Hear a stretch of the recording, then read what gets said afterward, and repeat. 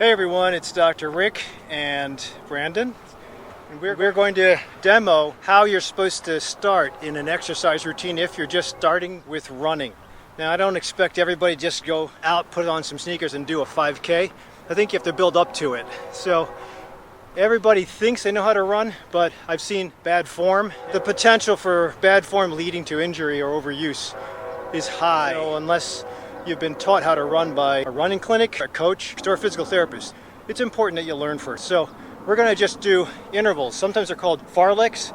If you're continuing to run between goals, it's called a farlek. If you're just going to pick an object, then I think it's fair to call it an interval. So all we're going to do is just sprint to that. It's about 40 yards probably. So let's do it. Ready?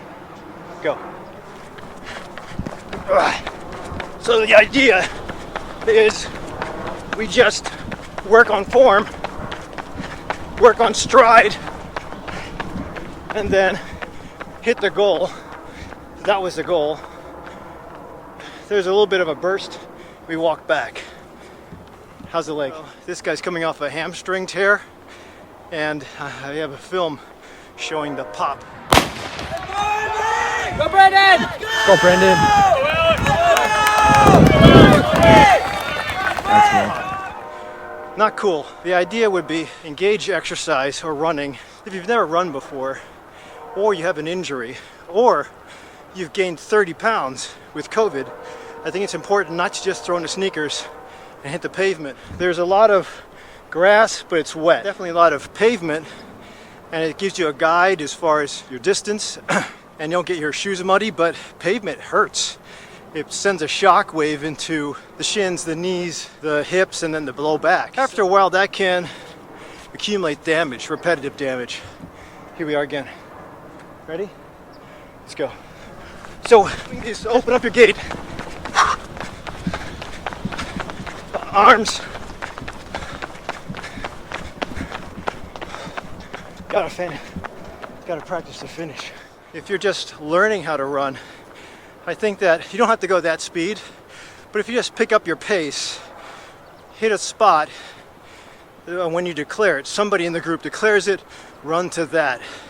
Everybody gets to that, and there's always going to be a straggler.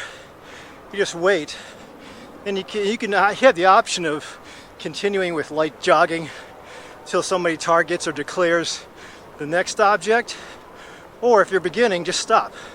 Walk back like we're doing, then set up for the next one. It gives you some running velocity so you can practice form like what we're doing. He's a sprinter in high school, so I think it's important sprinters have to squeeze as many milliseconds out of the 3 phases of running as much as possible. So form is very important. In distance running, conserving energy is very important. You can see how we can build up lactic acid. Ready? Let's go.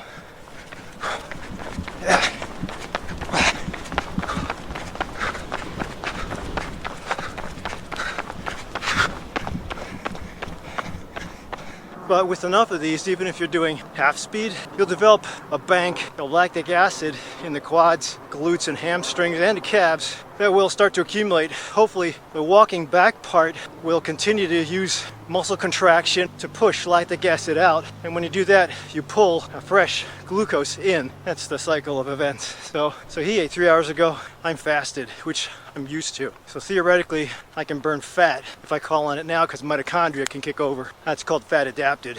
It's nice when you're with somebody because you can't dog it. Ready? Go. If I was by myself, I'd easily say screw it.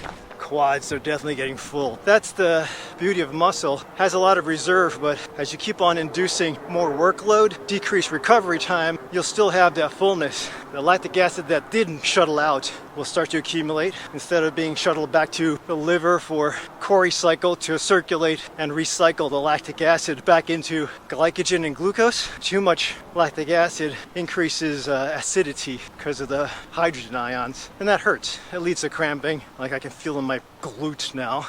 Last one, go.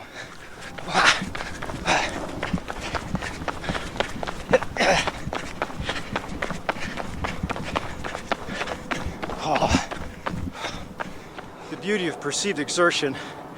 If I get a sentence out between these, I'm probably not hitting zone 3. I'm probably in zone 2, which is still aerobic. There's zone 1, 2, 3, 4, and 5. 5 is pure burst, like heading up a mountain for a short scrimmage, but cannot be sustained. That's pure anaerobic. 1 and 2 is very comfortable. I probably could push to 3, but I don't feel like it because I'm talking to the camera. You want to do one more? Oh, darn. When you are cramping, it's not good to push. That's already a check engine light that your muscles are telling you there might be a problem. I don't think I'm going to tear because I'm not going full speed. If you're in a competitive event like he was, sore muscles, and you have a gun and you have other schools, the heat of the situation, a lot of testosterone, adrenaline, might make you forget about that check engine light until you're deep into your sprint and then you pop. It's important to realize what your check engine lights are and abide to them. Last one, and go.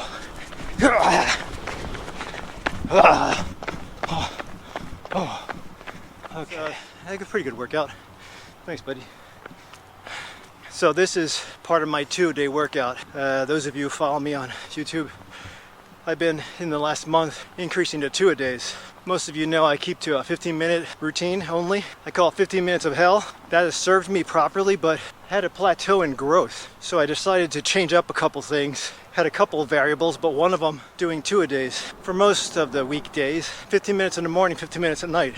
Not too late, so it's going to interfere with my sleep. Decent enough so it's spread from this morning's workout. It had the endorphin effect to now. This is not the same workout, so I'm not going to have muscle fatigue, or I won't run the risk of overuse, but I still will get a workout. So those of you who do resistance, throw in cardio at the other end of the day. Or those of you who do cardio, throw in resistance the other end of the day. Or if you don't do anything, take a brisk walk. I sometimes poo-poo walking, but only if you're using it as a disease-modifying activity. Walking is fair if you use it as part of activities of daily living. That should be counted for every human being, disabled or not. When you go to that and utilize it as your only source of exercise, I think we have a problem. You're not maximizing on your true potential. If you wanted to take a walk in the afternoon, that's fine. Put a backpack on, pull dogs, pull a stroller, but put some resistance on. So bottom line is that applying of a stressor to the cardiovascular system or to the musculoskeletal system will make it respond by getting stronger. When the systems are stronger, then they work better, more efficiently,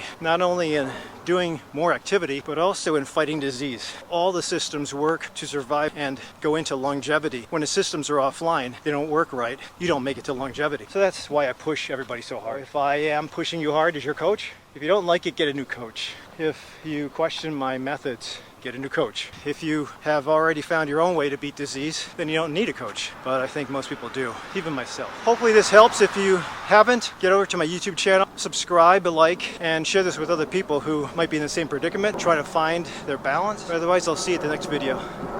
Say bye.